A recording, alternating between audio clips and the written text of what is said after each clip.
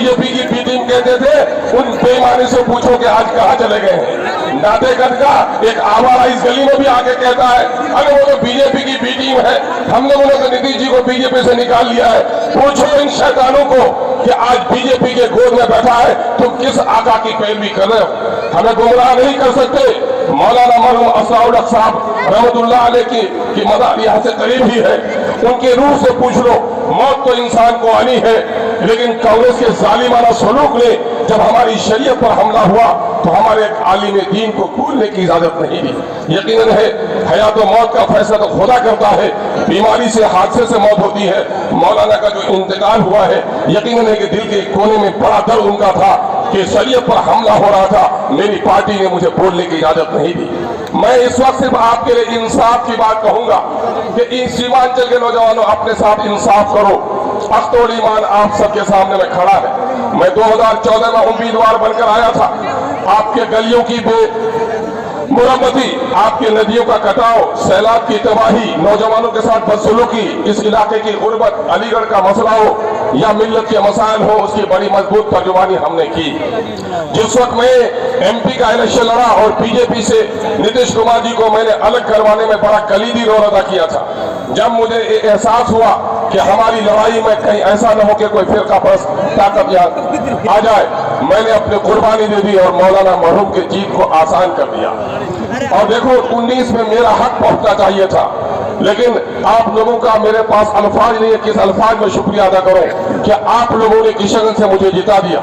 हमारे लिए अमूर वैसा की जमीन नहीं थी, उन भाइयों से मैं करीब से मिल न सका था। वो लोग ठीक से जावेद साहब को जान भी नहीं रहे थे कि सोने के चमचे को लेकर जिनकी पैदाइश हो वो गरीबों की झोपड़ियों के दर्द को नहीं जान सकता। गलत फहमी में उनको वोट दे दिया, आज पूरी कौम पछता रही है। मैंने कभी कहा है कि यकीन जानो कबूतर के आशियाने से चील कभी जन्म नहीं ले सकता है, और अब गय्यूर नौजवानों ने फैसला कर लिया है कि सीमांचल की सरजमीन से कोई फिरका परस्त ताकत नहीं जीत सकती है, हम उसे जीतने की इजाजत नहीं देंगे। मैं इस वक्त आया हूं कि जिस वक्त बैरिस्टर असदुद्दीन अवैसी साहब आपकी तर्जुमानी करते हैं, आपका दिल बड़ा हो जाता है। एक वाक़े की खबर देकर मैं बैठना चाहूंगा। मैं अपने हबीब को सुनना चाह रहा हूं, अपने लीडर को सुनना चाह रहा हूं।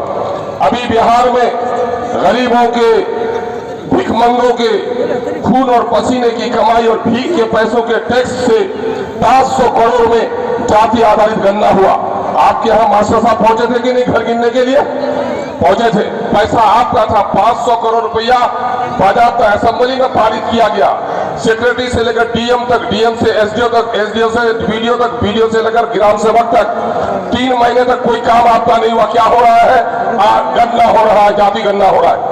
सन 1931 में सबसे पहले गणना हुआ था। आजाद भारत में हुआ गणना जाति का, तो फिर किसी ने बताने नहीं दिया। और नीतीश कुमार जब बीजेपी से अलग हो गया तो गलती से काम कर बैठा और अपने जुर्म की दास्तान खुद अपने हाथ से लिखा। क्या लिखा? बिहार की आबादी 13 करोड़ हो गई है।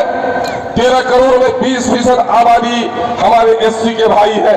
हारी हो, मुसर हो, डोम हो, ये बेचारे भाई, इनकी आबादी है।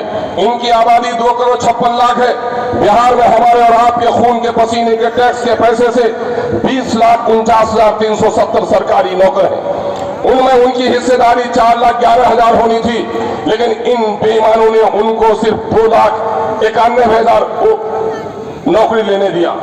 उसके अलावा देख लो, शरीफ लोग हंगामा नहीं करते, शरीफ लोग हंगामा नहीं करते। आप बैठ जाओ अपनी जगह पर, पुलिस के नौजवान बैठ जाओ, बैठ जाएंगे पुलिस वाले। सुनो, अरे जब संजीदगी से तुम सुनोगे, शेर का शिकारी बिच्छू भी काटता है तो वो नहीं करता है। तुम्हारे दर्द की दास्तान कह रहा हो तो इधर घूम रहे हो। सुनो क्या हुआ कि किन बेईमानी कितनी हुई। मैं उन जातियों को, जिन जातियों ने ज्यादा नौकरी ली, मैं उनको बदनाम नहीं करता। ब्राह्मण भाइयों ने अपनी चतुराई दिखाई, उनके लीडरों ने उनकी लड़ाई लड़ी। उनकी आबादी 47 लाख है, नौकरी में हिस्सेदारी उनकी 74,000 होती है, उनको 1,72,000 नौकरी मिली। हमारे भूमिहार भाई तेज है, उनका नेता तेज है, उसने दबाव बनाया, उनकी आबादी 37 लाख है, नौकरी में हिस्सेदारी 58,000 होती है, उन्होंने 1,87,000 नौकरी ली। कितनी ली? 1 गुना या 2 गुना या 3 गुना? 3 गुना नौकरी उसने ली।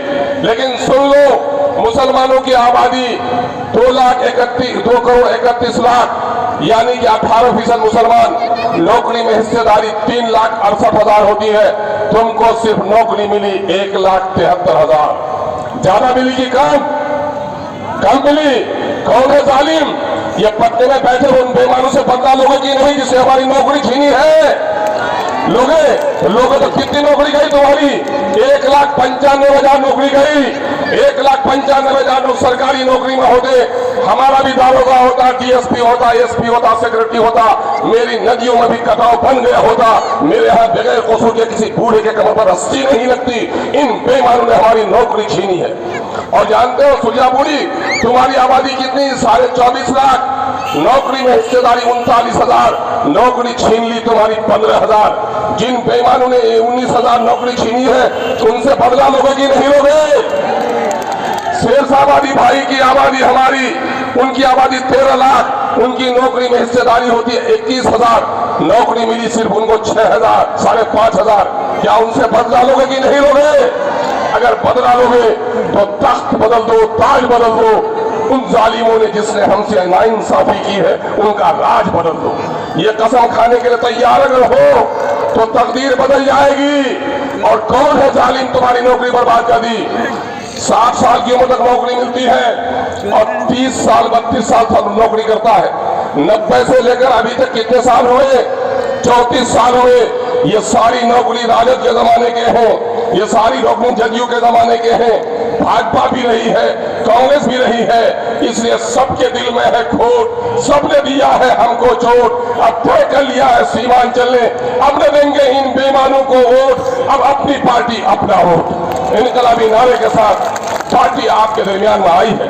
एक आखिरी खबर देकर जाता हूं, मानंदा बेसिन का पैसा मंजूर करा गया 2008 में। तस्लीमुद्दीन साहब की कोशिश थी, सेंटर का एक प्रोग्राम था, इन बेईमानों ने उस काम को होने नहीं दिया। अभी क्या हुआ है? हमारी नदियां घनी, खेतों में पानी नहीं पहुंचा।